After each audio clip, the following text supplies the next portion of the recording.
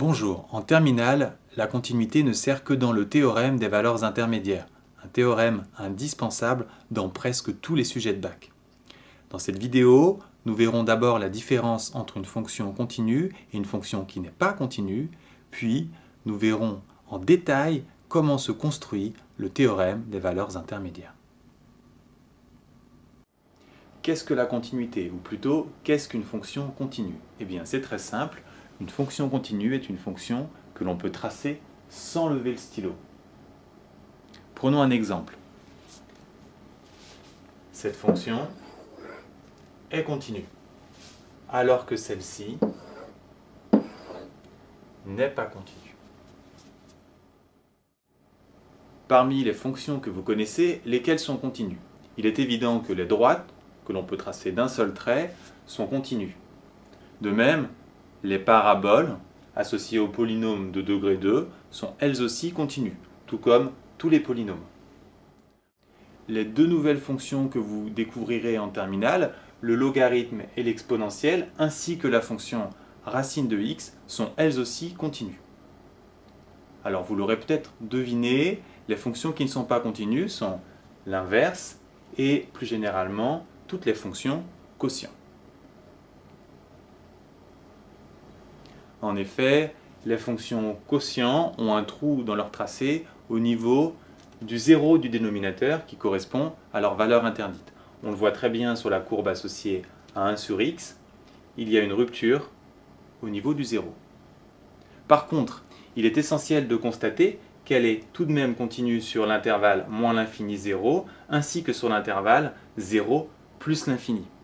Ces fonctions qui ne sont pas continues sur leur ensemble de définitions le sont par contre sur chacun des intervalles où on peut les calculer.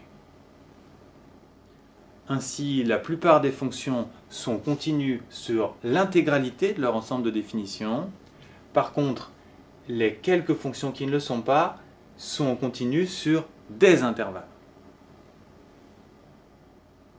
Donc attention, si vous écrivez qu'une fonction est continue, vous devez toujours préciser sur quel intervalle. En terminale, vous n'utiliserez la continuité qu'à l'occasion du théorème des valeurs intermédiaires. Pour vous faire comprendre ce théorème, j'ai pris un exemple concret, une balade en vélo. Pourquoi? Tout simplement parce que la trajectoire d'un vélo est continue. Si un cycliste part d'une altitude de 125 mètres pour aller à une altitude de 642 mètres, passe-t-il par une altitude de 300 mètres? Eh bien évidemment, oui. Passe-t-il à 500 mètres? Évidemment, oui à nouveau. Passe-t-il à 800 mètres? Eh bien dans ce cas-là, ça dépend du parcours. Peut-être s'il y a une montée très importante ici, mais a priori, on ne sait pas. En fait, on est sûr de passer par toutes les valeurs intermédiaires entre 125 et 642 mètres. Peut-on passer plusieurs fois à une même altitude, par exemple 500 mètres? Eh bien oui, si la route alterne montée et descente, on passe une fois, deux fois, trois fois à 500 mètres. Maintenant, que se passe-t-il si la route ne fait que monter?